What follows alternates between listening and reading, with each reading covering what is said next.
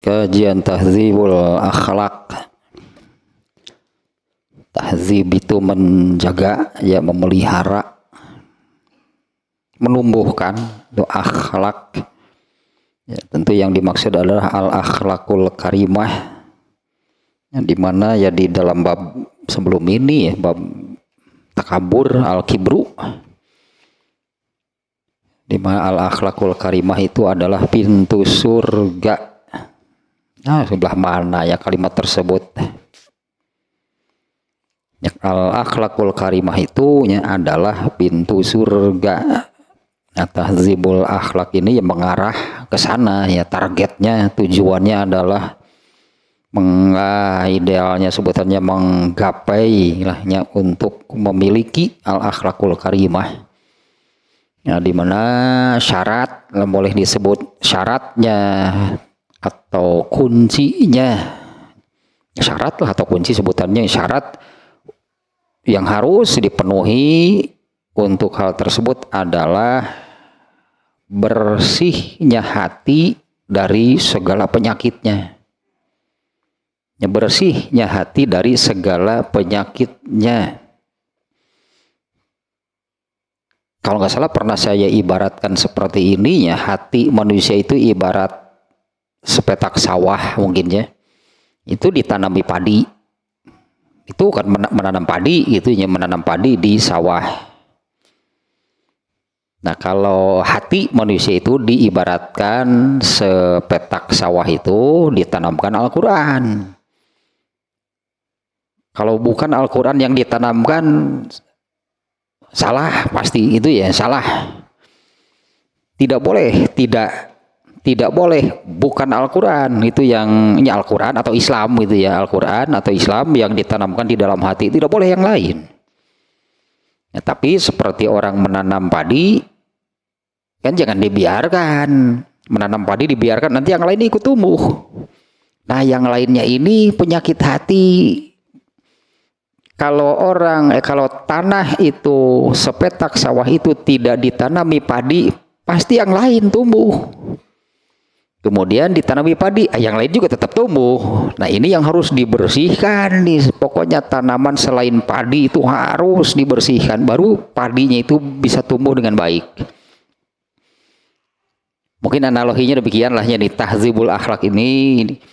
Karena kan ini sudah sudah masuk gitu kan ke dalam kajian pembahasannya tentang penyakit hati itu apa saja. Nah, di mana langkah pertama untuk bisa bersih dari penyakit hati itu adalah mengetahui penyakit hati itu apa saja. Ya, kalau tanpa tahu penyakitnya apa, tahu-tahu retem, tahu-tahu retem saja dalam hati, segala ada, semua penyakit hati ada, berat nanti untuk membersihkannya. Itu kan langkah pertamanya itu adalah mengetahui penyakit hati itu apa saja. Kemudian langkah kedua adalah coba dideteksi, dianalisa, diperiksa, ada nggak itu di dalam hati. Kalau ada, nah terus langkah berikutnya apa? Sampai kepada bersihkan semuanya. Nah, karena adanya penyakit hati itu pasti akan mengganggu tumbuhnya Al-Quran di dalam hati. Akan mengganggu tumbuhnya Islam gitu ya di dalam hati. Karena kalau Rasulullah SAW lah tentunya, ini contoh paling ideal tentunya. Rasulullah SAW itu Al-Quran itu tumbuh subur di dalam hati Rasulullah SAW, dan karena begitu suburnya Al-Quran ajaran Islam tumbuh di dalam hati itu, bahkan ya hanya itulah itu yang tumbuh di dalam hati Rasulullah SAW, yang buahnya adalah muncullah keluar menjadi akhlak, menjadi amal, di mana amal yang dilakukan oleh Rasulullah SAW itu seluruhnya berasal dari Al-Quran. Nah, itulah yang tumbuh di dalam hati Rasulullah SAW, bersih sama sekali dari penyakit hati. Maka jadilah Rasulullah SAW itu manusia yang paling berakhlakul karimah. Nah sekarang ini ya, wah ini sudah penyakit hati ke-11 nih. Ini penyakit hati ke 11 12. Nomor 12 nih, sudah penyakit hati nomor 12 sekarang nih ya, al-ghurur. Mungkin orang jarang yang kenal, emang ada penyakit hati ini? Ya ada lah. Biasa, paling apalah top 3 itu apa lah. Penyakit hati itu hasud, takabur, ria. Itu muter didinya. Kalau orang banyak membahas penyakit hati teh tilu nu eta. Hasud, takabur, ria. Ini yang ke-12 nih al-ghurur. Seperti apa? Al-ghurur itu buta mata hati, tuli pendengaran hatinya. Kenapa buta? Buta di sini bukan seperti matanya, mata fisiknya, mata jasad, mata lahir yang buta. Misalnya gitu ya karena kena penyakit. Nah, kalau di sini sebetulnya bukan buta yang demikian, tapi menutup si penglihatannya itu ditutup oleh dirinya, tidak mau melihat. Jadilah sama sebetulnya kan dengan orang yang buta. Jadi demikian sebetulnya. Jadi buta mata hati, jadi tuli itu pendengaran hatinya. Dari buta dan tuli dari melihat, mendengar cahaya, yaitu agama Islam yang Allah turunkan. Jadinya orang yang kena gururnya penyakit hati al-gurur ini, mereka ini tidak mau melihat, mereka tidak mau mendengar cahaya yang Allah turunkan, yaitu ajaran Islam. Nah yang demikiannya orang yang kena penyakit hati al-gurur itu adalah orang yang menutup. Jadi tidak melihat lahnya. Kalau jadi tidak melihat, ya anggaplah sebutlah ya jadi buta gitu karena tidak melihat. Nah kemarin ininya saya ulang lagi, ini kalimat ini yang luar biasa nih. Al-maghrur. Al-maghrur itu orangnya. Al-maghrur orang yang kena oleh penyakit al-gurur itu seperti apa? Allazi lan lam tan tafi lan tan fatih basiratuhu. Allazi lam tan fatih basiratuhu.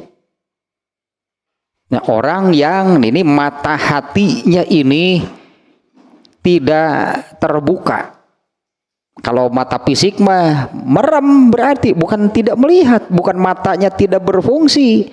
Bukan matanya tidak bisa melihat, tapi dia menutup mata. Anggaplah merem, perem, atau ditutupi dengan yang lain.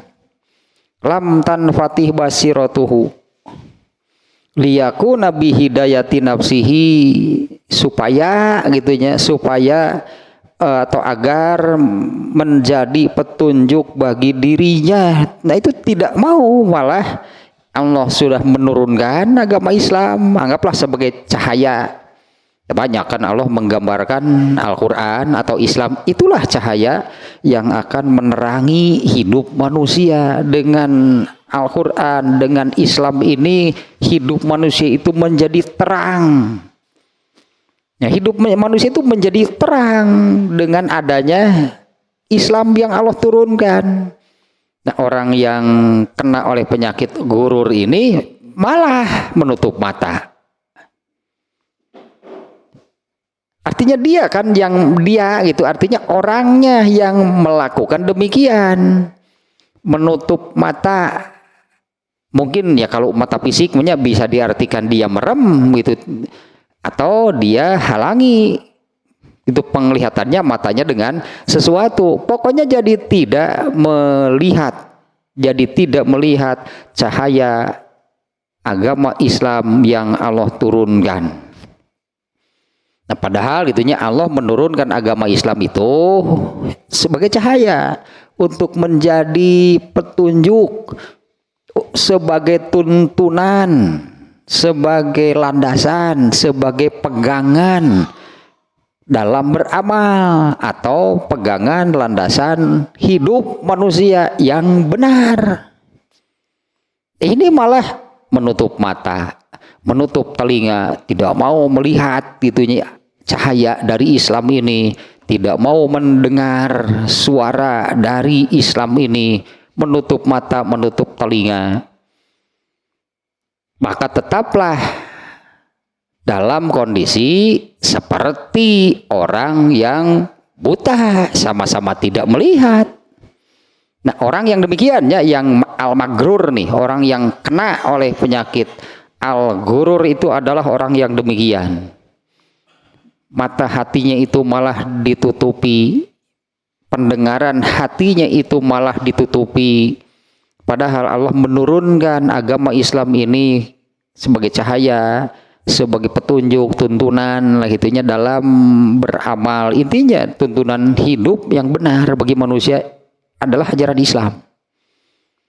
Nah, maka karena orang yang kena al-magrur ini bersikap demikian, menutup mata, menutup telinga, maka orang tersebut berada atau sepertilahnya menjadi orang yang buta dan tuli. Fattakhadzal hawa qaidan, ya kalimat yang berat namanya terakhir ya. Fattakhadzal hawa qaidan wasyaitona dalilan. Jadilah itunya orang yang demikian itu menjadikan al-hawa itu pokoknya bukan Islam. Tadinya al-hawa itu apa? Pokoknya bukan al-haq. Karena hanya ada dua, al-haq dan al-hawa. Kalau bukan al-haq ya al-hawa. Kalau al-haq dari Allah, kalau al-hawa dari manusia. Dari manusia, baik dari dirinya ataupun dari yang lain. Itulah yang diikuti.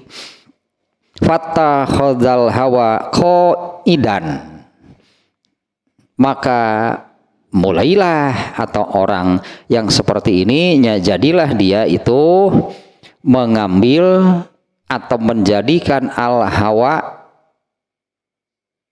apa yang dari manusia sebagai tuntunan hidupnya. Oh, ada teori siapalah, teori siapa, statement teori dari manusia lah pokoknya yang bukan dari Allah. Itulah yang dijadikan pegangannya. Sementara kan al-hawa itu yaitu kahayang jeung karesep. Taetan dituturkeun teh bahaya magrur namanya orang yang demikian. Nu dituturkeun teh kahayang jeung karesep. Ya kalau dari dirinya gitu ya, kahayang jeung karesep atau apa yang berasal dari rasa dan akalnya. Karena yang ada di dalam diri manusia itu dua, rasa dan akal. Itulah yang diikutinya, bukan ajaran Islam. Wasyaitona dalilan, dan menjadikan setan itu sebagai dalilnya. Cek setan itu ngus lah jeung hujan jeung tiris bersinggus jeung ngaji segala geus di imah telepon teu daratang tah cek teh bisikeun aya penyakit hati nu ayeuna eta tuh setan bahkan memberikan alasan wah gerimis atuh jaba hujan jeung tariris jeung naon meuring di imah disimut bari ngopi geunah teh grasok teu weh ngajina teh tah anggur tah. Ya yang dari dirinya yang diikuti nanti oleh setan, kayak ku setan didalilan disebut nanti kayak ku setan didalilan. Sagilak setan majol datang weh dalil nanti biasa bener teh.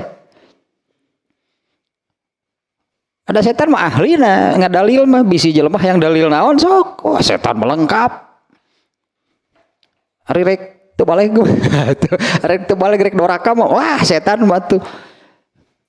Pakarna teh membuat alasan mah benar nih kalimat ini persis nih fattakhadzal hawa sebetulnya apa yang dari dirinya yang diikutinya yang dijadikan tuntunannya dan setanlah nanti yang akan menjadi dalilnya.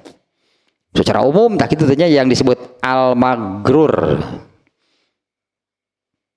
Kalau secara harfiah arti gururnya ini sebagai penyakit hati itu al-ghurur, penyakit hatinya namanya ghurur.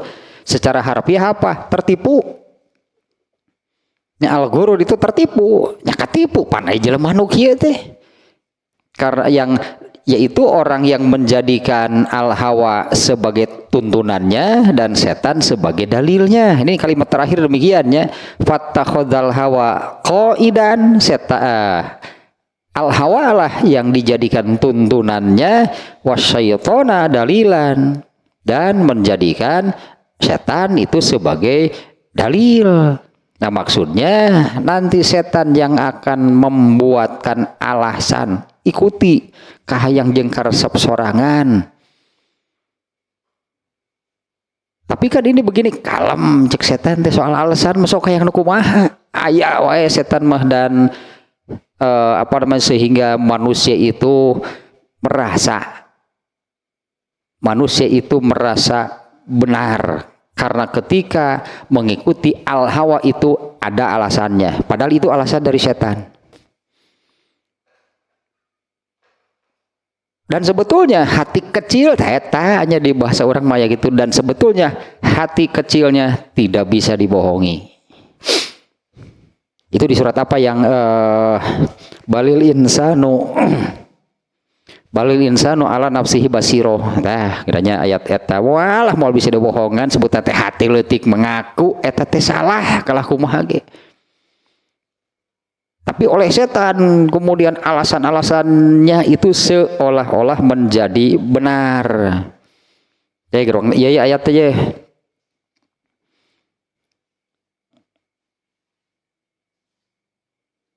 Surat naon teh? Al-Qiyamah ayat berapa? Ya, di Al-Qiyamah ayat berapa teh? Apal ayatna manu eta teh?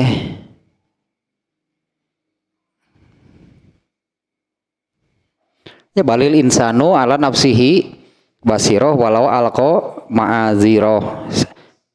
Bahkan manusia itu tahu persis. Ayat berapa? 14. Nah, sebentar lebar ayatnya ya. Al-Qiyamah. Surat ke surat teh. Al-Waqiah deh.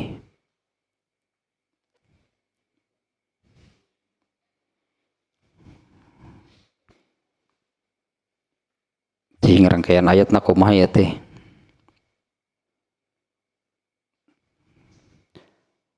Yunabba'ul insanu yauma idzim bima qaddama wa akhar. Oh ya, tata ayat berikutnya sampai ayat sebelumnya sampai ayat 13.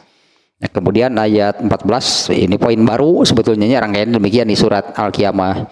Balil insanu ala nafsihi basiroh, bahkan manusia menjadi saksi atas dirinya sendiri. Dan pasti tahulah manusia mah yang paling tahu terhadap seseorang ya pasti dirinya. Dan Allah lebih tahu sebetulnya. Walau alqa ma'aziroh, meskipun dia mengemukakan berbagai macam alasan. Apalah eta teh salah, tapi setan tadi yang sangat kuat pengaruhnya ya. Dengan alasan itu naon kan begini, enggak apa-apa kan begini. Nah itu seolah-olah menjadi benar. Padahal benar itu hanya satu, yang benar itu hanya satu, yaitu mengikuti al-haq, disebutnya yang dari Allah itu al-haq. Ini juga sudah sebetulnya sudahnya tentang al-haq itu dan al-hawa. Nya penyakit hati nomor 8 kalau nggak salahnya. Nomor 8 nomor 7 ittibaul hawa sebagai penyakit hati itu. Mengikuti al-hawa teh yang jeung karesep lah pokoknya mah, atau secara umum kalau al-haq itu yang dari Allah, al-hawa yang dari manusia. Yang disebut yang dari manusia itu bisa dirinya sendiri, bisa kawannya, bisa orang tuanya, bisa masyarakat, artinya sebagai tradisi atau budaya atau adat. Pokoknya yang bukan yang dari Allah itu al-hawa. Nah, ittibaul hawa itu artinya itulah yang diikutinya, bukan al-haq. Nah, orang yang magrur itu yang demikian. Fattakhadzal hawa qaidan, al-hawa lah yang dijadikan tuntunannya, terutama gitulahnya al hawa itu kalau dari dirinya tak eta anu disebut teh al hawa mah kahayang jeung karesep. Wat takhadza syaitana dalilan, dan menjadikan setan sebagai dalil. Kalau sebetulnya kemarin yang ini nih ya, zamul ghururi wa haqiqatuhu, sudah sampai ke bab itunya di dalam al-ghurur ini. Zamul ghururi wa haqiqatuhu, tercelaknya al-ghurur, pasti demikian ya, karena semua penyakit hati itu tercela. Semua penyakit hati itu buruk. Seperti apa buruknya? Ini kita mereview lagi nya di sebelum ke pembahasan satu-satunya sebelum ke pembahasan masing-masing penyakit hati dari nomor 1 sampai sekarang nomor 12. Mukadimahnya ini cukup panjang sebetulnya ya, sebelum sampai kepada penyakit hati. Di antara aja gitu ya. Yang ini saya kiranya ini juga nggak ada salahnya gitulahnya mengulang tentang hal ini nih. Kita tahu bahwa kalau manusia itu terdiri dari jasad dan ruh. Manusia itu terdiri dari jasad dan ruh. Itu ada judulnya ya di dalam kitab ini, al insanu ruhun wa jasadun. Judulnya demikian. Manusia itu terdiri dari ruh dan jasad. Nah, di mana ini satu hal nih tentang dua ini, untuk keduanya ini sama-sama ada penyakitnya. Ya, untuk jasad kan ada penyakitnya. Ya, rupa-rupa lah pokoknya mah timitir rombehen, hileudeun, gondongan, karena itu penyakit jasad. Untuk ruh sama juga. Nah, kalau ruh di sini boleh ruh garis miring hati, itulahnya ada jasad, ada ruh garis miring hati. Untuk masing-masing ada penyakitnya. Tapi masalahnya di satu hal tentang dua penyakit masing-masing ini. Kalau untuk penyakit jasad itu Allah menetapkan apabila seorang muslim sakit, ini jasad nih. Apabila seorang muslim sakit, maka dua. Karena sakitnya itu seorang muslim itu dapat dua. Satu, sakit itu menjadi penghapus dosa. Yang kedua, dengan sakitnya itu, apabila ada amal yang biasa dilakukan ketika sehat, pahalanya tetap diberikan. Untung artinya mendatangkan keuntungan. Ya, apabila seorang muslim itu sakit, maka sakitnya itu menjadi kifarat, sebutannya penghapus dosa. Yang kedua, apabila dengan sakitnya itu ada amal yang yang biasa dilakukan jadi tidak bisa dilakukan, Allah menjamin pahalanya akan tetap diberikan. Seperti biasanya dia beramal. Iya nu pika sebulan beramal tara ari gering jual yang pahala, emang pahala tinu mana apa biasa lagi tara tuh. Itu pahala tinu mana kan artinya untuk pahala yang biasa dari amal-amal yang biasa dilakukan ketika sehat, sekarang jadi tidak bisa karena sakit. Kan bukan sengaja kan? Artinya bukan sengaja tidak beramal, bukan sengaja ditinggalkan. Jadi tidak bisa karena terhalang oleh sakit, pahalanya akan tetap diberikan. Nah, keuntungan kalau ada penyakit jasad itulahnya bagi seorang muslim itu ada keuntungan demikian. Nah, kalau penyakit hati bagaimana? Kalau penyakit hati malah sebaliknya. Kalau penyakit hati malah sebaliknya. Selama penyakit hati adanya di dalam hati berarti kan ya. Ini penyakit hati di dalam hati kan berarti adanya. Selama penyakit hati itu ada di dalam hati, selama itu berdosa. Misalnya 2 hari ini orang kena penyakit hati takabur, 2 hari berdosa.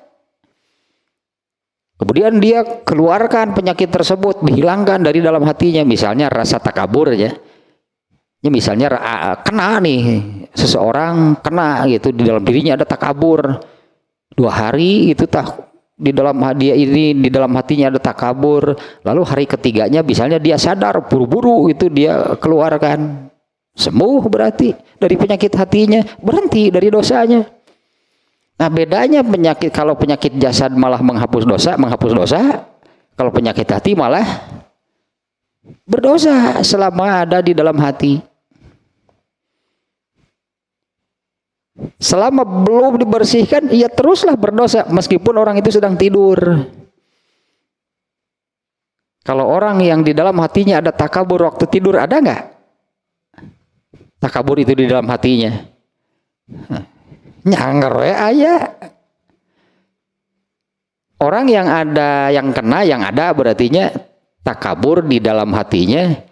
Kemudian dia tidur, itu takabur, penyakit hati takaburnya itu ada nggak di dalam hatinya ketika tidur? Kalau dia tidak keluarkan ya ada, berarti meskipun orang itu sedang tidur.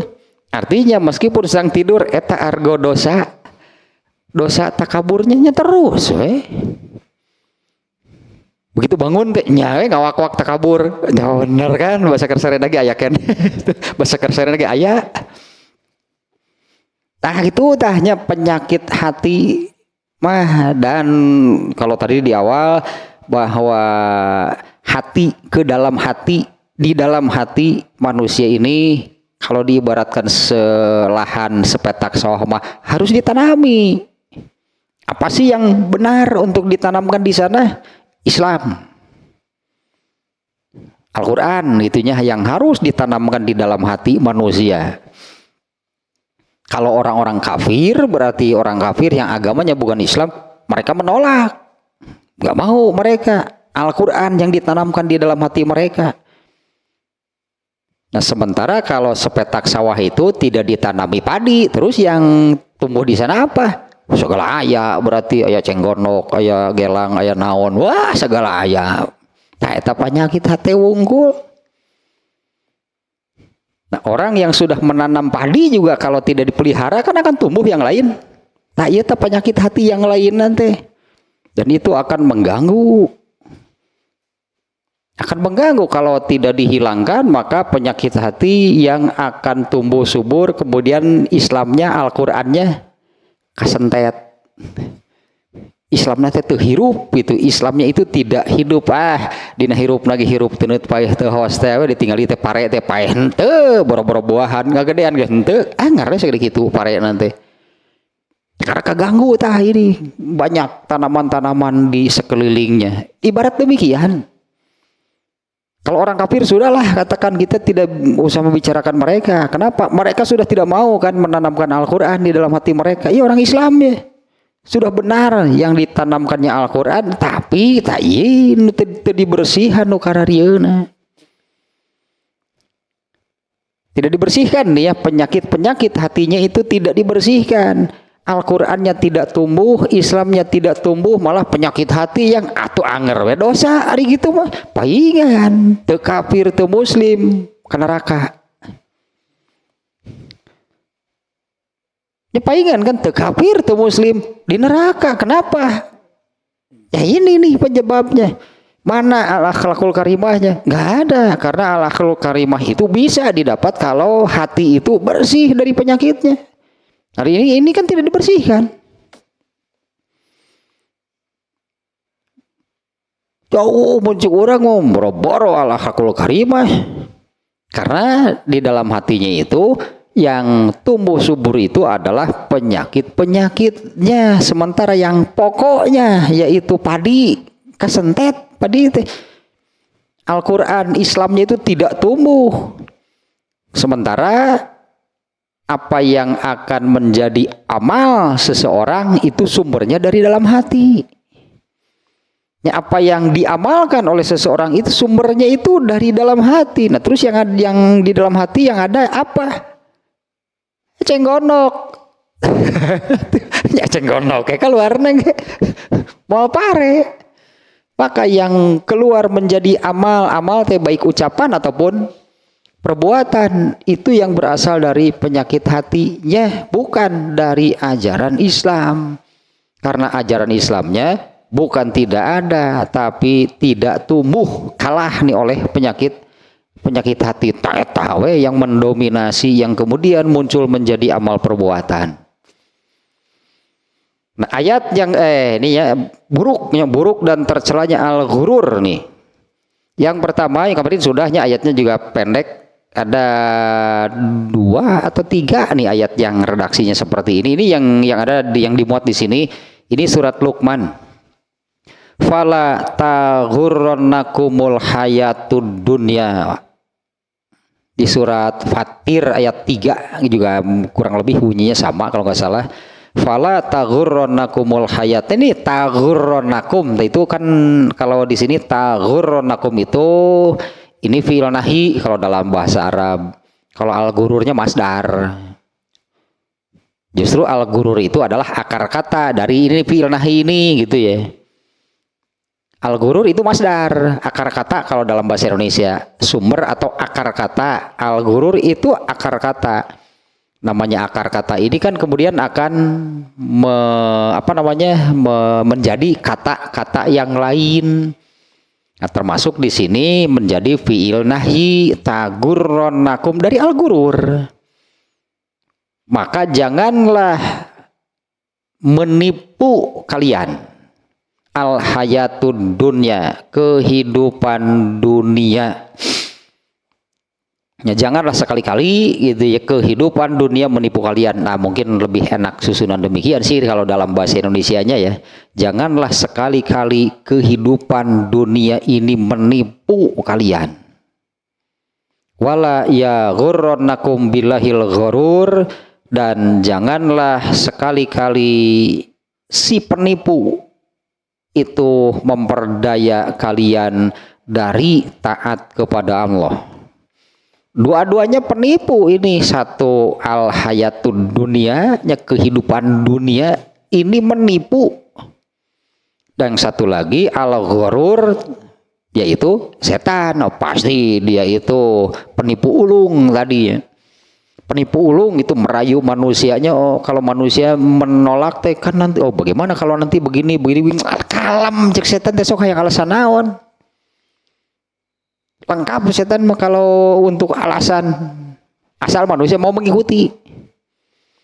Tapi wah nih saya ingat ada beberapa ayat malahnya. Saya ingat ada beberapa ayat yang ternyata ketika manusia dihisab itu, mereka di akhirat lah. Ketika di akhirat manusia di hadapan Allah itu menyalahkan setan. Setan ngomong apa? Ya kenapa kalian mengikuti? Saya juga takut kepada Allah. Setan itu mengatakan demikian, saya juga takut kepada Allah. Ya kenapa kalian mengikuti? Ini penipu terbesar gitu, penipu terbesar bagi manusia itu setan. Nah, ayat ini sudah mengingatkannya, fala taghurrannakumul hayatud dunya. Artinya orang yang kena oleh al-ghurur itu yang seperti apa sih? Coba ayat ini kita perhatikan. Ini kemarin sudah sebetulnya ayat ini ya. Fala taghurrannakumul hayatud dunya. Janganlah dunia, kehidupan dunia itu menyebabkan kalian kena oleh al-ghurur. Kan maknanya demikian nih untuk pembahasan sekarang. Ya kalau untuk pembahasan sekarangnya al-ghurur nih penyakitnya nih, penyakit hatinya itu al-ghurur. Jadi makna ayat ini, janganlah kehidupan dunia itu menyebabkan kalian kena oleh al-ghurur. Orang yang kena oleh al-ghurur itu yang seperti apa? Nah, itu yang tadinya di awal saya sengaja ulangi lagi nih. Orang yang kena al-ghurur itu adalah orang yang mereka mereka jadi menutup mata untuk Islam. Mereka menutup mata, menutup telinga untuk Islam. Kalau cahaya Islam ini mereka tidak mau melihat, mereka tidak mau mendengar. Terus yang mereka lihat, yang mereka dengar apa? Nah, ini berarti kehidupan dunia. Berarti ini mereka itu meleknya katakanlahnya apa namanya sebutnya teh kalau pendengaran mah kalau mata mah jadi meleknya melotot nanti kalau urusan dunia wah baru mereka membuka matanya lebar-lebar. Mereka pasang telinganya gitunya supaya tajam pendengarannya kalau untuk urusan dunia. Tapi kalau ini ya cahaya Islam, ini dari Allah, mereka langsung merem atau mereka langsung menutup mata, tidak mau. Itu kena oleh hal gurur. Ini berarti menjadi ciri nih, bisa dikatakan ini diantaranya salah satu lah. Ini ciri orang yang kena oleh al gurur, yaitu inilah yang menyebabkannya diantaranya. Janganlah sekali-kali kehidupan dunia itu menyebabkan kalian kena oleh al gurur. Yang satu lagi, dan jangan sekali-kali si penipu ulung lah sebutannya, penipu ulung, penipu kelas wahid, penipu tingkat dewa, setan. Dua berarti satu kehidupan dunia, yang kedua setan. Sama nih ininya peringatan dari Allahnya, larangan dari Allahnya. Janganlah sekali-kali kehidupan dunia itu menyebabkan kalian kena oleh al-ghurur. Yang disebut kena oleh al-gurur tadi kan menyebabkan kamu menutup mata, artinya kan demikian ya. Janganlah kehidupan dunia ini menyebabkan kamu menutup mata dari cahaya Islam, kamu menutup telinga dari suara Islam, nggak mau pokoknya melihat mendengar kalau itu dari Allah, kalau itu dari Islam. Tapi kalau untuk kehidupan dunia, al hayatud dunia di sininya, tapi kalau untuk kehidupan dunia, wah matanya dibuka gitu, ingin jelas kehidupan dunia, dan itulah tentunya yang akan diikutinya. Dua nih ayat ini ya yang menyebabkan manusia kena oleh al gurur, yaitu kehidupan dunia dan setan. Ini ayat ini Allah sudah mewanti-wanti, boleh sebutannya ya, bukan wanti-wanti lagi, Allah melarang keras, bahkan yang melarang keras kena itu oleh tipuan kehidupan dunia dan tipuan si penipu ulung, yaitu setan. Nah, kemudian yang kedua, sudah lebar tanya lebihnya. Ini juga pernah beberapa kali bahkannya saya ungkap tentang hal ini, yaitu tentang zuhud disebutnya. Di mana zuhud ini salah satu kunci rahasia, kunci suksesnya para sahabat bisa masuk surga tanpa hisab. Ini zuhud itu ini salah satu kunci sukses para sahabat bisa masuk surga tanpa hisab. Zuhud itu apa? Zuhud mah kebalikan dari ayat ini, berarti bukan anti keduniaan, bukan anti kehidupan dunia, karena memang kan hidup ini di dunia, nggak mungkin tidak menghadapi keduniaan, tidak mungkin tidak menghadapi kehidupan dunia, kan hidupnya di dunia. Jadi zuhud itu mereka yang tidak tertipu oleh kehidupan dunia, oleh hal-hal keduniaan. Nah, salah satunya kunci sukses para sahabat itu adalah mereka itu tidak tertipu. Kenapa mereka tidak tertipu? Seolah-olah mereka itu mengacuhkan, antep gerasok, namun cik orang mah andai dunia ini ngomong apa, mengarahkan, mengajak, diantep kepada sahabat, antep cenah ngomong, mau dituturkan, enggak akan diikuti. Karena kehidupan dunia ini kan sebetulnya menarik, menyeret gitu, menyeret manusia menjauhi. Nah, kalau untuk di dunianya, jadi kehidupan dunia ini kalau saya gambarkannya, pernah juga saya gambarkan begini. Kehidupan dunia atau bukan kehidupan dunia, keduniaan lah itu sebutannya ya. Keduniaan ini arahnya berlawanan dengan ke surga. Kalau orang terbawa, terseret oleh keduniaan, pasti menjauhi surga. Dan kalau orang ingin mengarah ke surga, berarti kan harus menjauhi keduniaan. Kalau di dunianya, nih untuk di dunianya, yang mengarahkan ke surga bagi seseorang ketika di dunia itu apa? Ya, yang mengarahkannya, yang menuntun itu seseorang menuju surga ketika hidup di dunia itu apa sih yang menuntun manusia ke surga? Ibadah, garis miring, taat, garis miring, amal soleh. Itu kan yang akan mengarahkan, menuntun seseorang ke surga itu adalah beribadah, taat, beramal soleh. Sementara kalau hal-hal yang bersifat keduniaan, ini amal soleh bukan? Ya pasti bukan. Makanya oleh para sahabat dihindari.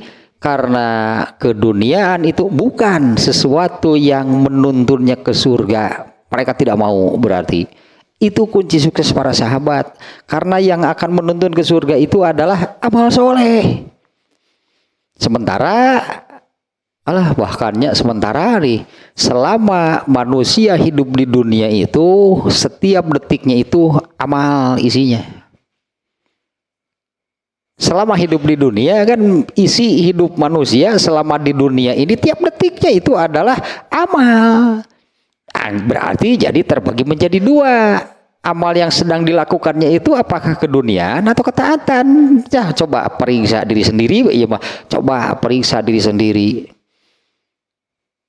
Setiap hari, katakanlahnya, setiap hari apa sih yang sedang kita lakukan? Apakah itu hal keduniaan atau itu amal soleh?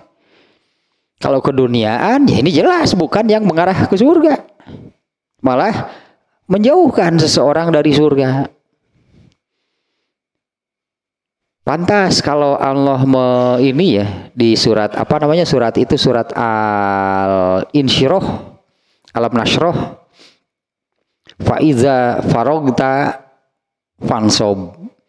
Apabila berhenti dari beramal soleh itu maka beramal soleh lagi. Terus kalau sudah beramal soleh apa? Beramal soleh lagi. Terus apa? Beramal soleh lagi. Gitu. Pokoknya itu tuntutannya. Faiza farogta fansob. Nah ininya saya juga ingat hadis ini. Ada kan tabi'in nih. Ada tabi'in nih yang menanyakan.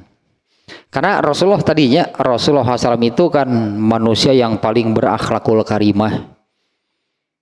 Manusia itu Rasulullah SAW itu orang yang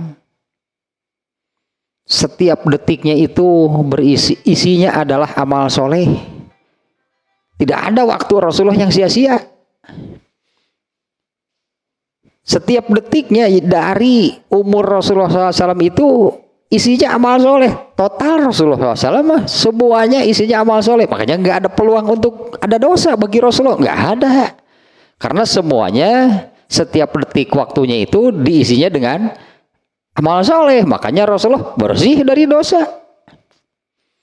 Nah ada yang bertanya kepada Aisyah kan, kalau Rasulullah SAW itu kesehariannya seperti apa? Kalau sedang di rumah ya. Karena kan Rasulullah SAW kan kadang safar, juga kadang-kadang ikut perang. Nah kalau di rumah nih ada yang bertanya demikian. Apa saja mungkin begini ya. Apa sih yang suka dilakukan Rasulullah kalau sedang di rumah? Ya karena kalau sedang di rumah kan nggak ada orang yang tahu kan. Karena umur Rasulullah SAW itu hanya diisi dengan amal soleh. Karena isinya hanya amal soleh, maka kan nggak ada peluang kan untuk jadi dosa. Karena isinya seluruhnya amal soleh. Nah Aisyah menjawab, Rasulullah SAW itu kadang-kadang kalau ada bajunya yang robek dijahit sendiri. Kalau ada sendalnya yang putus, misalnya masih mau dipakai dijahit sendiri. Kalau ada perkakas rumah, ember kah misalnya yang bocor, tambal. Kadang-kadang membantu pekerjaan istrinya. Mulahan suluh, ngeretan kangkung, Rasul. Perut kelapa. Nah itu yang dilakukan oleh Rasulullah SAW. Kalau sedang di rumahnya apa saja yang bisa dilakukan di dalam rumah itu amal soleh semuanya. Tapi kalau datang waktu sholat maka Rasulullah akan menghentikan segalanya dan segera berjamaah. Itu kalau sedang tidak kemana-mana gitunya, Rasulullah sedang tidak kemana-mana, artinya apa sajalah yang bisa dilakukan di dalam rumah. Nah, itu oleh Imam Al-Bukhari kebetulan kan sudah kita kaji juga dalam Kitabul Adab.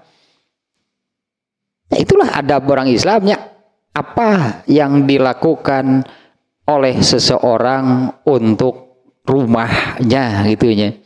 Ya, untuk rumahnya artinya ya apa-apalah yang bisa dilakukan di rumah itu semuanya amal soleh.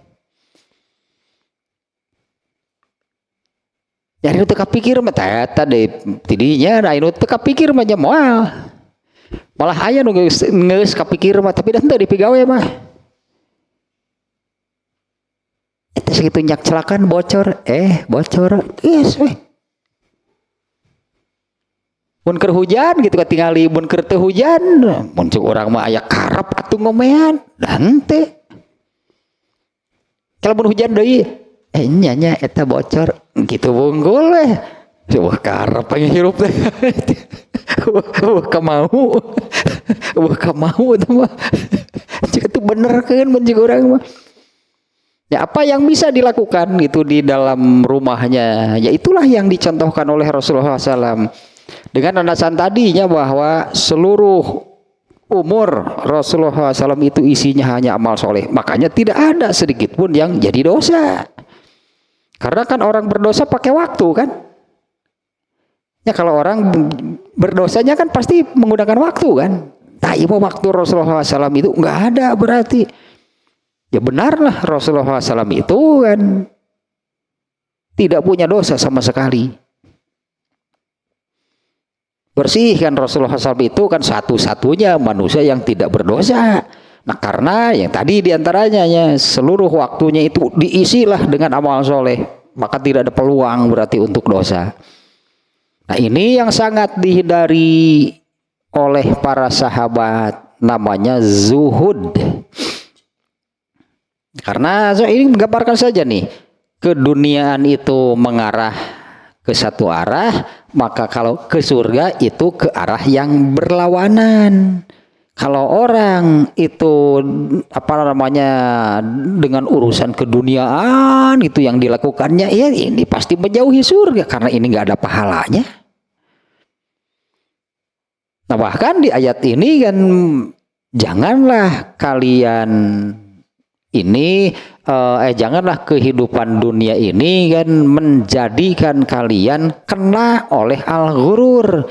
Apabila keduniaan lagi karena keakhiratan lupa, lalai, bahkan cenderung gak mau, karena inilah yang biasa dilakukan, yaitu hal-hal yang bersifat keduniaan, karena sudah enak mengarah ke sana, ke arah keduniaan. Ketika diperintah balik arah supaya ke surga, berat kalah kumaha ge, pasti berat. Nah padahal kunci sukses para sahabatnya bisa masuk surga tanpa hisab itu adalah mereka zuhud. Karena ayat ini juga jelas, karena kehidupan dunia itu bisa, artinya kan ini kan demikian maknanya nih, keduniaan itu bisa menipu, bisa menjadikan kalian kena oleh al-ghurur. Yang seperti apa orang yang kena oleh al-ghurur? Tadi yang sebelumnya, orang yang jadi buta. Kalau jadi buta disebutnya tadinya menjadi buta, menjadi tuli, jadi alergi kalau bicara agama. Karena ketikanya agama gitu, mereka kan menutup mata, mereka menutup telinga, sih alergi, benci kurang mah alergi begitu kalau terkait dengan agama. Kalau sudah demikian, terus yang diamalkannya, karena kan isi manusia semuanya amal kan, isi hidup manusia itu amal semuanya. Kan dalilnya eta izamatal insanu in qata'a amaluhu. Kalau seseorang, kalau manusia itu meninggal baru berhenti dari beramal. Hirup kan mau beramal, usina amal. Nah, terus yang diamalkan itu landasannya apa? Kalau mereka itu sudah alergi dengan agama, pasti al hawa. Mereka tahu itu salah, ya, tapi setan di belakangnya kalem, mau alasan apa nanti saya buatkan. Setan lahnya yang mengatakan demikian seolah-olah kalem, tenang. Ya alasan mah moal soklah moal ngerasa salah. Padahal tadi kan hati kecil manusianya ya tahulah itu salah karena itu bukan al-haq. Karena itu bukan dari Allah, itu dari dirinya, itunya di mana dia melakukan hal tersebut itu karena mengikuti kahayang jeung karesepna. Nya kahayang jeung karesep dirina. Nah, kalau para sahabat tadi itunya saya ingat itu kunci suksesnya mereka bahkan sampai bisa masuk surga tanpa hisab, mereka itu zuhud, artinya mereka terbebas nih dari al-ghurur. Ya, para sahabat itu terbebas dari al-ghurur, terbebas dari tertipu itu oleh kehidupan dunia, tertipu oleh setan. Mereka berpegang teguh berartinya kepada al-haq, itu kepada ajaran agama Islam, karena itulah yang benar, itulah yang akan menuntunnya ke surga. Dilepaslah itunya, dilepaskanlah oleh mereka keduniaan yang memang itu kan keduniaan itu menipu. Keduniaan itu menipu, keduniaan itu ya telah disebut kalau untuk pembahasan sekarang menyebabkan manusia itu menutup mata, menutup telinga dari al-haq, dari ajaran Islam. Nah, kalau sudah demikian maka yang diikutinya, artinya yang diikuti itu ya, artinya setiap yang diamalkannya itu hanyalah berdasarkan al-hawa, nggak ada yang berdasarkan agama. Bahkan untuk urusan ibadah pun harus melalui al-hawa. Kalau sesuai kahayang jeung karesepna baru ibadah itu dilakukan. Bahkan al-haq itu artinya kan al-haq itu harus jadi naon sebutannya, harus tunduk kepada al-hawa. Kalau saya contohkan yang ini bagi waris kan ibadahnya. Kan ada ayatnya, artinya orang membagikan waris itu ngamalkan ayat. Kalau seseorang meninggal terus ini hartanya harus diapakan? Dan ditanya warisnya, Allah memerintahkan bagikan kepada ahli waris, itu kan. Berarti ibadah gitu, membagikan harta warisan itu ibadah. Datu dibagikan ke sahwae, gerowan tetangga kabeh kan dibagi, bagikan kepada ahli waris, itu Allah yang menetapkan. Tapi kan di dalam bagi waris itu kalau ahli warisnya ulah sahwae, bener ya eta nama. Bisi we tetanggana abdi ge da ahli waris di mana sebenarnya? Oh bener ari ahli warisnya sahwae mah. Tapi dalam pembagiannya ini banyak terjadi ini. Ketika pembagiannya tidak mau mengikuti al-haq, apa yang Allah tetapkan, mereka mengikuti selera kahayang mereka, bagi rata baik laki-laki ataupun perempuan. Artinya kan al-haq tunduk kepada al-hawa, mohon gitu mah. Nah kalau demikian ini al-haq yang dari Allah itu kan laki-laki 2 kali, itu kan 2 kali lipat dari perempuan. Itu kan Allah menetapkan demikian. Banyak orang Islam yang usah bagi rata. Nah, itu artinya kan dia mau melaksanakan ketentuan Allah tentang waris itu asal mengikuti kemauan saya. Itulah asal ketentuan Allah itu mengikuti. kemauan saya, yaitu bagi rata. Bener eleh al-haq mah dibagi rata.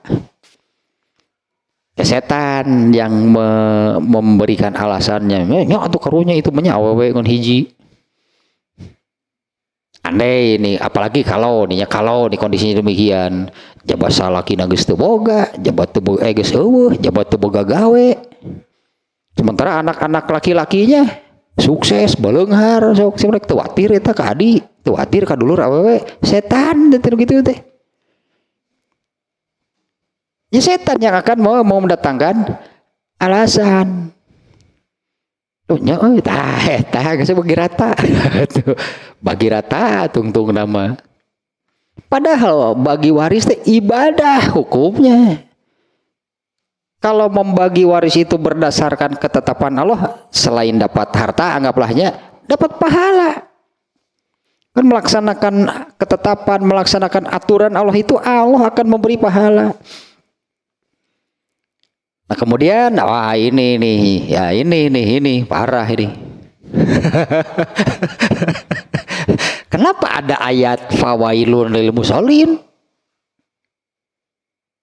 Kenapa ada ayat yang demikian, fawailun lil musallin? Celakalah orang yang bukan orang yang tidak sholat, celakalah orang yang sholat. Kenapa orang ini sholatnya, seseorang sholat tapi malah wailun, ada apa dengan sholat orang ini?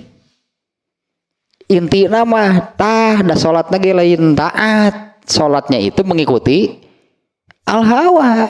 Iya saya mau sholat tapi kumaha saya nawanana segalana kumaha saya, pokoknya mah terserah saya, waktuna kumaha urang jam sabaraha, pakaiannya terserah saya mau pakaian bagaimanapun.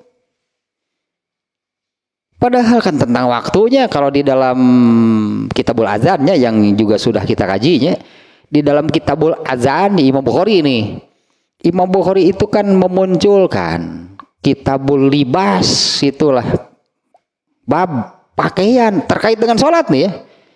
Ya di dalamnya ada itu tentang pakaian, kitab Mawaqit tentang waktu, kitab Masajid tentang tempat sholatnya, kan ada aturannya dari Allah. Tak iya mah kumaha urang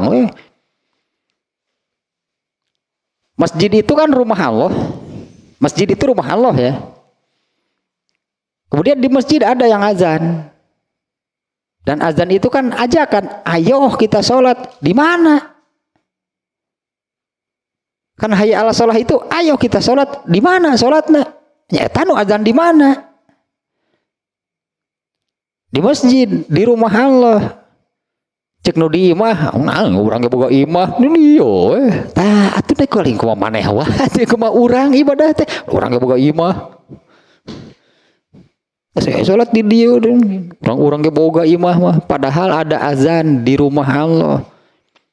Dan azan itu kan di rumah Allah, di masjid, di mana kan ayo kita sholat. Teman diajak, teh pernah kudu nyamperkeun di gerohan mah, dipanggil.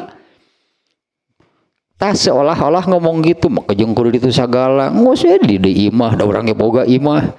Heueuh eta mah maneh itu rumah Allah atuh udah beda. Terus pakaian asayana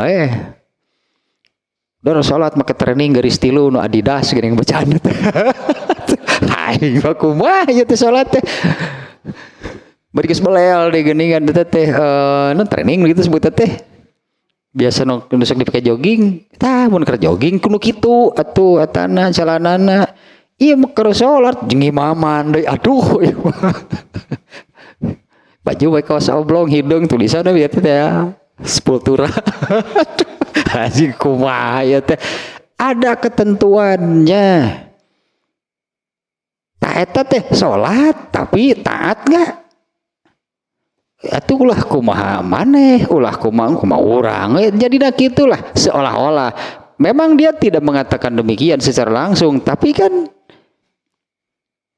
ketika ada azan teh seolah-olah demikian. Ayo salat di sini, ini rumah Allah kan, yang azan yang memanggilnya di sini.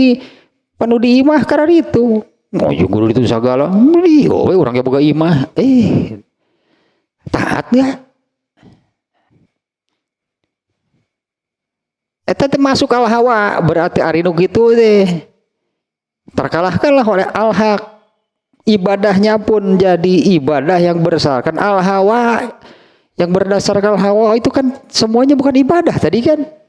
Apa yang berdasarkan atau landasannya al hawa itu bukan ibadah.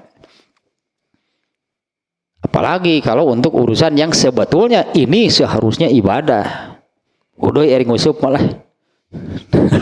Teuing naon aing usup ibadah boro-boro ibadah naon. Padahal aya kita ngusup nu jadi ibadah teh. Ieu cenderung nu kieu ye. Ieu mah lamun urang boga balong, kita ini punya kolam ikan. Misalnya kita punya kolam ikan. Kedatangan tamu. Terus tamu itu mengatakan, "Ada ikannya enggak? Mana? Coba cing atuh hayang ngasaan laukna."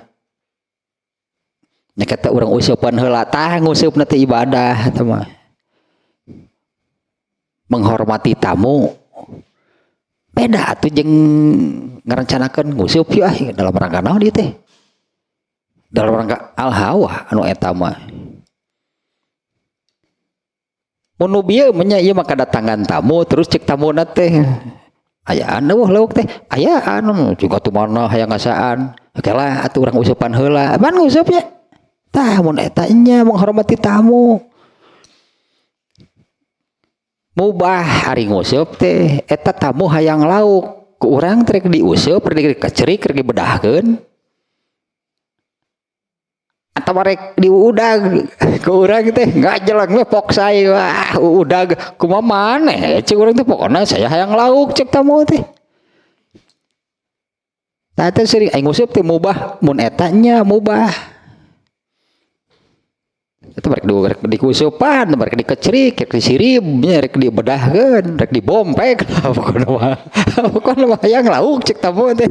Saya ngalah lauk teh dalam rangka menghormati tamu, ibadah eta mah termasuk dalam lingkupnya, termasuk dalam lingkup ibadah. Ada bagian yang hukumnya mubah. Memenuhi, menghormati tamu itu wajib. Caranya bagaimana untuk dapat ikan? Bebas, tak eta mubah. Dalam lingkup ibadah. Beda kan jeung ngarencanakeun ngusup ti isuk nepi isuk deui. Dalam rangka apa? Kahayang jeung karesep da moal teh eta lah. Itu yang dihindari oleh para sahabat teh tanu kararitu, itulah kunci sukses mereka masuk surga tanpa hisab. Kena berarti tak kalau demikian itu yaitu kena lah gitunya oleh al-ghurur. Makanya itunya berkali-kali saya ulanginya al-maghrurnya orang yang kena oleh penyakit hati al-ghurur itu yang seperti apa? Orang yang menutup matanya, menutup telinganya dari Islam. Apa sih maknanya? Jadilah seperti ini. Yang diikutinya itu adalah al-hawa dan setanlah yang dijadikan dalilnya atau nanti dalil-dalil pembenaran atas mengikuti al-hawa itu setan nanti yang akan memberikan. Nah ayat ini katanya sudah melarang keras nih Allah nih ya, fala taghurrannakum, melarang keras ini pakai taukid nih di sini. Fala taghurrannakum itu pakai taukidnya, larangan di sini artinya Allah mau bari sospol lah pokoknya mah. Bari sosorngot popolotot alta itu nyarek teh. Bukan sambil lalu. Fala taghurrannakum itu Allah menekan gitu di sini, jangan sekali-kali. Al hayatud dunya, hanya kehidupan dunia itu menjadikan kamu kena oleh al ghurur. Yang kena oleh al ghurur itu adalah kembali ke yang tadi, jadi mengikuti al hawa hidupnya. Bahkan dalam urusan ibadah boleh enak aja cek kalau temeureunnan ini urusannya ibadah, kenapa landasannya al hawa? Ketika sholat wailun, ya kan Allah menetapkan wailun, mereka kan sholat kan. Geus teu bener ti dasarna keneh, berarti sholatnya itu sudah salah sejak landasannya. Mestinya kan sholat, landasan mengerjakan sholat itu adalah ketaatan kepada Allah. Jangan ada unsur al-hawa sedikit pun. Apalagi hadis yang itu katanya yang hak-hak sholat kan semuanya harus dipenuhi. Ketika seorang itu jadi mengerjakan sholat, itu hak-hak sholat itu semuanya harus dipenuhi. Jangan ada yang disepelekan, dianggap enteng sehingga diabaikan. Tadi misalnya urusan pakaiannya diabaikan, asal berpakaian. Terus make training gitu. Eta kok gimana geuleuh teh. Durung imaman deh, make baju dum siga kitu. Atau gitu kan pakai jaharukan itulah menung tidak layak sebetulnya ya. Kalau menutup auratnya ya sudah tertutup auratnya. Tapi kelayakannya dia pakai celana jeans nutur bolong. Pantas nggak untuk dipakai sholat? Sholat nih ya, pantas nggak untuk dipakai sholat? Kondangan wae geus teu pantas. Cok kondangan pakai baju kitu bre.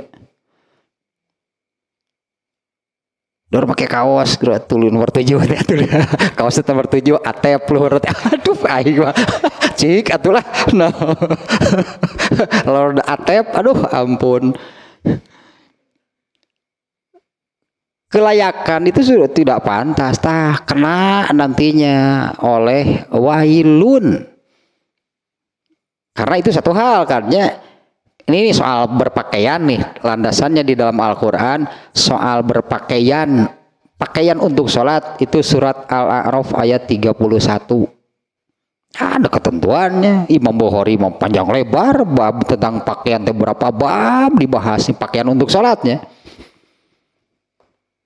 Nah itu harus dipenuhi, berarti itu termasuk hak sholat. Dan banyak lagi hak-hak sholat yang harus dipenuhi. Kalau kita mengerjakan sholat, nggak boleh ada yang disepelekan, apalagi diabaikan. Nah yang seperti tadi itu contohnya, padahal perintah atau urusan pakaian terkait dengan mengerjakan sholat itu ayat Quran. Itu yang khudzu zinatakum inda kulli masjid. Pakailah pakaian yang pantas. Sokra ayatnya ya Al-A'raf 31.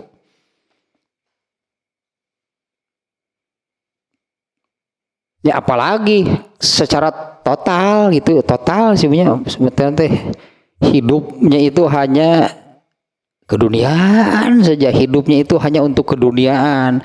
Kafir yang demikian. Kalau orang kafir pasti mereka itu segala-galanya hanya untuk dunia dan keduniaan, karena mereka ini kan namanya kafir. Mereka kan sudah menolak secara total agama Islam.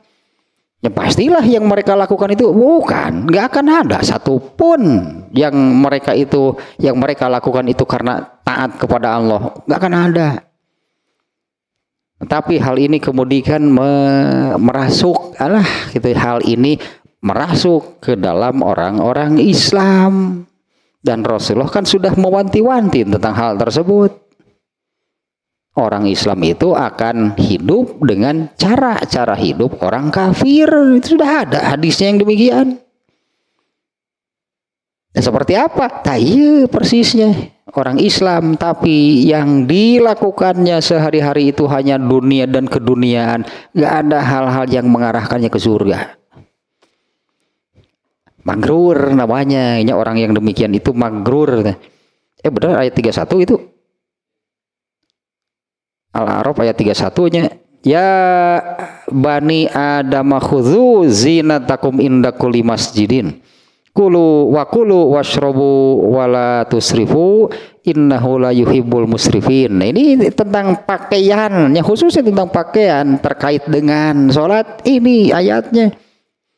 Wahai anak cucu Adam, pakailah pakaian yang bagus itu pada setiap kali memasuki masjid.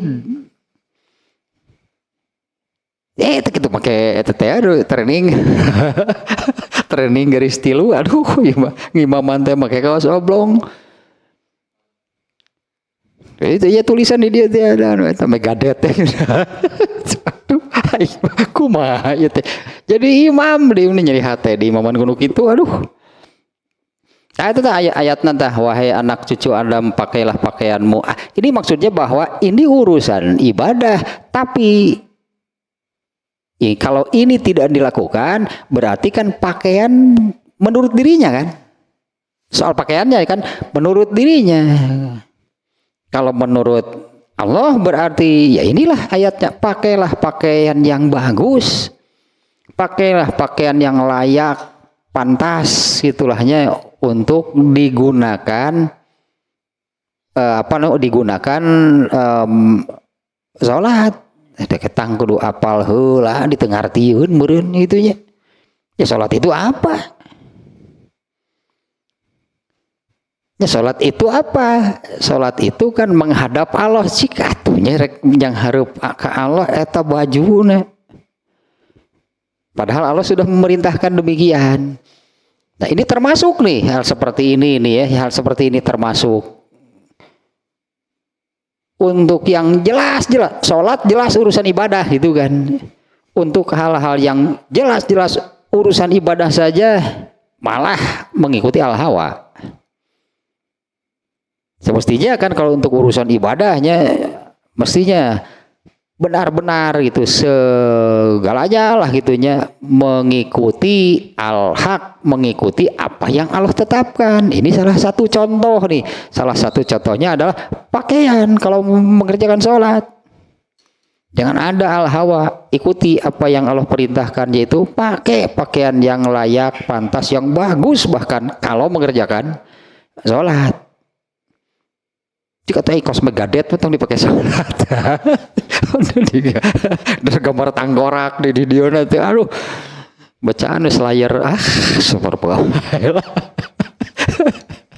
Pantera di nyerta dan sebagainya lah nukara itu pokoknya mah cik atunya ada kelayakan di luar itu. Nah ternyata kalau Rasulullah SAW tadinya disebut mengisi waktu, anggaplah mengisi waktunya dengan bagaimana kalau di rumah beliau mengerjakan apapun itu amal soleh berarti yang dikerjakan oleh Rasulullah, karena Rasulullah itu mengisi hidupnya itu hanya dengan amal soleh, gak ada yang lain.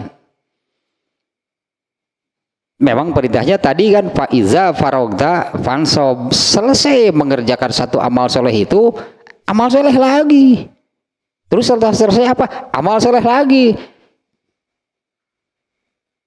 Tapi saya pikir memang gak akan ada yang sanggup. Kalau orang ada yang sanggup demikian berarti seperti Nabi nanti juga punya dosa. Malah ya sanggup sekala kumaha ge. Kan adanya sebetulnya manusia yang sanggup demikian. Karena yang mampu demikian itu hanya Nabi. Itu pun Nabi kan dimaksum oleh Allah, dijaga, diarahkan betul-betul jadinya bersih dari segala dosa. Hanya Nabi yang demikian. Selain Nabi, wah moal aya nu mampu, aya wae lah gitulah. Mungkin tidak akan total sebutnya sepenuhnya bisa faiza farogta fansob. Bahkan kebanyakan seperti di surat apa yang kalla lamma yaqdima amaroh. Tidak sekali-kali manusia itu belum juga, artinya minim sekali manusia nih. Yakdima amaroh, melakukan apa yang Allah perintahkan. Kalau melakukan apa yang Allah perintahkan berarti sedang melaksanakan al-haq.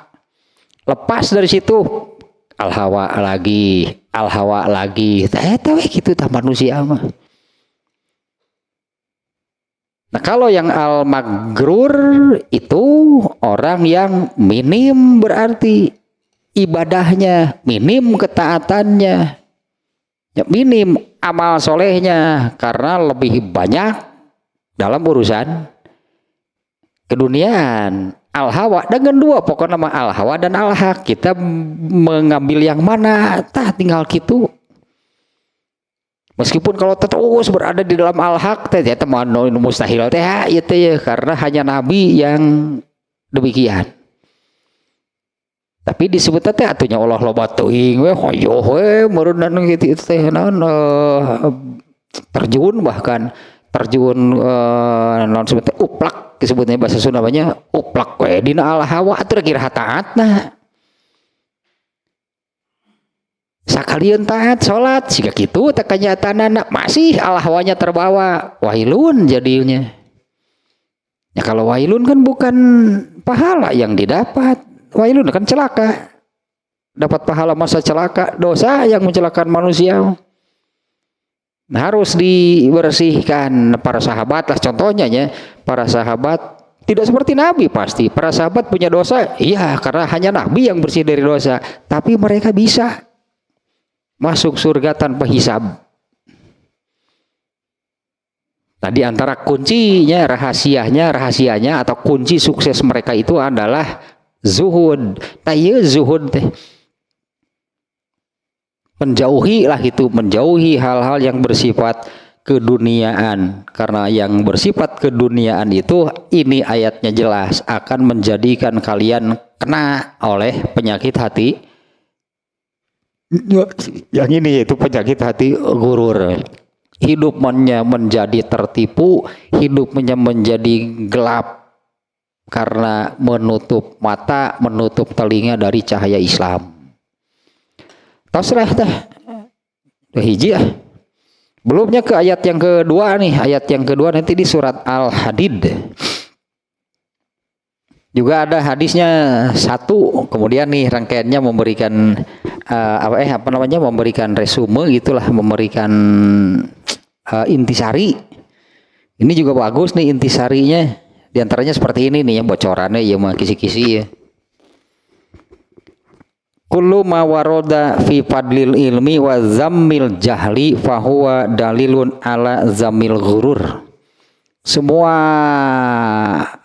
penjelasan atau semua ayat dalil ayat hadisnya, semua ayat, semua hadis yang menerangkan keutamaan ilmu dan menerangkan tercelanya kebodohan itu dalil atas tercelanya al-ghurur. Nyali anal ghururo ibaratun an ba'di anwa'il jahli, karena al-ghurur ini gambaran dari, sebutnya di sini sebagian kondisi, mungkin gitu hanya al-ghurur ini gambaran atau menggambarkan sebagian kondisi yang namanya bodoh. Anggaplah gurur mah salah satu bentuk kebodohan. Nah, salah satu bentuk kebodohan tetap mengikuti al-hawa dan menjadikan setan sebagai dalil. Itu salah satu bentuk kebodohan. Nah, makanya di sini ya semua ayat atau hadis itu yang menerangkan keutamaan ilmu, yang menerangkan tercelanya kebodohan, itu juga dalil untuk tercelanya al-ghurur. Karena al-ghurur ini gambaran dari sebagian kondisi bodohnya seseorang.